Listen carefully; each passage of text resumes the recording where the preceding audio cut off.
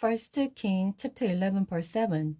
On the Mount of the Olives east of Jerusalem, he even built the shrine of Chemosh, the detestable god of the Moab, and another for Molech, the detestable god of the Amorite. Solomon built such shrine for all his 14 wives to use for burning incense and sacrificing to their god.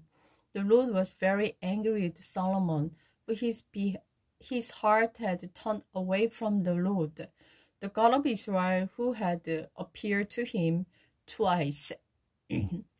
He had warned Solomon specifically about worshipping other gods, but Solomon didn't listen to the Lord's command.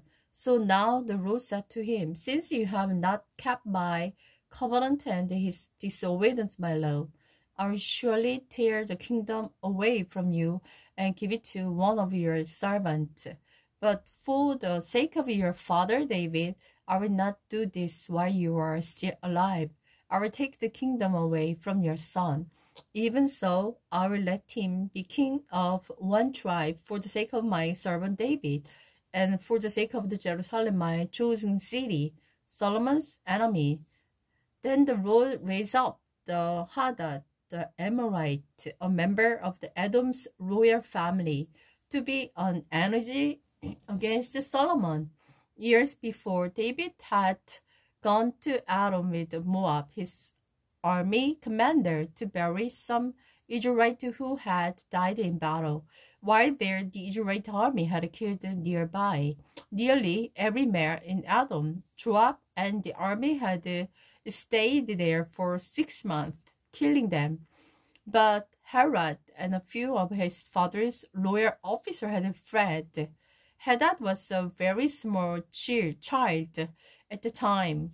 They escaped from Midian and went to Paran, where others joined them. Then they traveled to Egypt and went to the Pharaoh, who gave them a home, food, and some land. Pharaoh grew very fond of the Hadad, and he gave him a wife, the sister of Queen Tahpenes. She bore him a son, Genubath, who was brought up in a Pharaoh's palace among Pharaoh's own sons. When the news reached Herod in Egypt that David and his commander Joab were both dead, he said, "Pharaoh, let me return my own country." "Why?" Pharaoh asked him. "What do you lack here? How have we disappointed you that you want to go home?" "Nothing is wrong," he replied, "but even so, I must return home." God also raised up the Rezon, son of the Eliada, to be an enemy against Solomon. Rezon had fled from his master, King Hadadezer of the Jobath, and had became the leader of the gang of the rebel.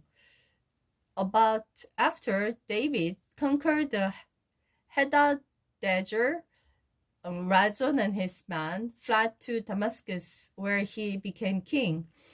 Rezon was Israel's bitter enemy for the rest of the Solomon's reign, and he made trouble, just as Hadad did. Rezon hated Israel intensely and continued to reign in Aram. Jeroboam rebelled against Solomon. Another rebel leader was the Jeroboam, son of the Nabar, one of the Solomon's officers. He came from the city of the Gerizah in Ephraim, and his mother was Jeruah, a widow. This is the story behind his rebellion. Solomon was rebuilding the Millo and repairing the walls of the city of his father David. Jeroboam was a very careful young man, and when Solomon saw how industrious he was, he put him in charge of the rival force from the tribe of the Ephraim and the Manasseh.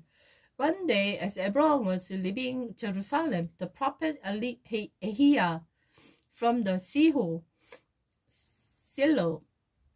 met him on the road wearing a new cloak.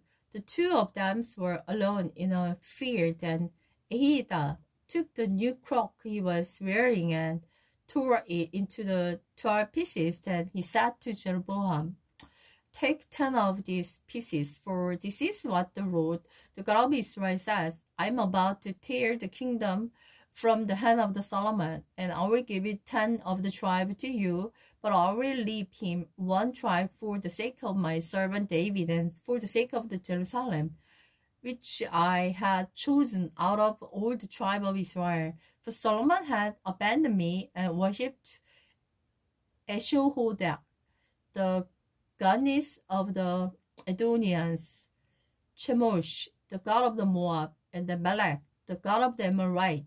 He has not followed my ways and done what is pleasing my sight."